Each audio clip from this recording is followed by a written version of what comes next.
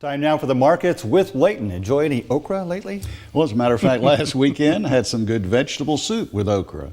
And I'm with Gary, fried okra. That can't be beat. We call it southern popcorn at my house. Okay. Whatever you call it, it's good. It is. Well, from hot soup, we move into the markets this week, and we transition to some jittery markets. Export season is almost over for soybeans, and the China situation drags on. Two big trends emerge from the cattle on feed report as new cases of African swine fever are reported in China. As we record, cotton is described by some as trading in a holding pattern this first full week of the month. The midterm elections are seen as one factor at play, but several others are on the table as well. Analysts note the trade war is still weighing on cotton prices. But in a positive development, there are reports of a very good phone conversation between President Trump and China's president a week ago. Meanwhile, the trade generally anticipated that the USDA will lower the size of the U.S. cotton crop in the new Ag Supply Demand report. Of course, the Chinese tariffs are impacting many commodities. Trade reports continue to show a big drop in imports of U.S. soybeans by China, the biggest in 12 years. Analyst Ted Seifert says there are other factors impacting bean prices too, but China is the main one. This is not getting better. The situation with China is not getting better. So I think the soybean market is kind of resigning itself to that notion. You know, I think we will at some point start to put some hope back into the market on the idea that President Trump and President Xi plan to sit down at the G20 meeting in Buenos Aires on November 20th. President Trump has had a very good track record of sitting down with world leaders and getting things done, making friends, really. He's much better at making friends in person than he is on Twitter, apparently. So at some point, I think that the market will start to rekindle that hope. I think there's still upside potential for soybeans. Ted says if there's not a trade agreement between the U.S. and China by January or February, the soybean sector could run into major problems, as he put it. And it will be happening as American farmers are getting ready to plant the 2019 crop.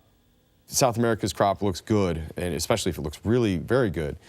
Wow, things could get really nasty as soybeans really try to ditch as many acres as they possibly can.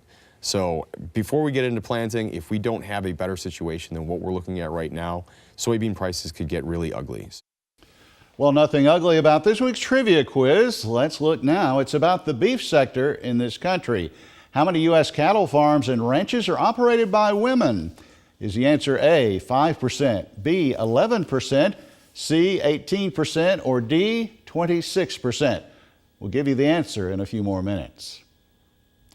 The buildup of U.S. protein supplies due to trade issues has meant more featuring of beef and pork by both retailers and food service operators, and is said to be luring customers away from chicken. A Pilgrim's Pride executive says he expects the trade impact, though, to ease some moving into 2019 as domestic protein supplies are reduced. Well, after looking further at the recent cattle on feed report, Extension's Josh Maples has come to a conclusion. He thinks the short-term impact of the numbers is a stronger feeder market. Josh notes two big trends that should make this a reality. The big one is this continued placement of lower weight calves. And that happened even through September. So if we look, we talked about the lower placements number. Really, that lower placements number was driven by lower placements of calves weighing 700 pounds or more. The calves weighing less than that were still very strong. And so that piece, also the continued strong placements of heifers. So we're looking at heifers are up about 11% over last year on feed. Steers are only up about 2%. So we've got more heifers in the mix too. Both of these things lead to lower placement weights and ultimately lower slaughter weights. Now, marketings were down too in this report. Any reason that there should be concern about that, lower marketings? Yes, marketings were down about 3.6%. This was very well anticipated, so that's why you're not going to see a big market reaction to this, but it is a number to keep an eye on. Beef demand is going to be what's important to work through these large supplies of cattle. So I'm not concerned yet, but it's certainly something that we should keep an eye on moving forward. The hog market continues to keep its eye on the potential impact of more cases of African swine fever in China. There are 50 so far, with new cases, it seems, added each week. Naomi Bloom says an increase in U.S. market prices is at least partly due to the many unknowns about ASF. Yeah, I think that's probably the biggest part of it. And then what we had this week, the cold storage report showed that the numbers were down from last year, and so that was supportive as well.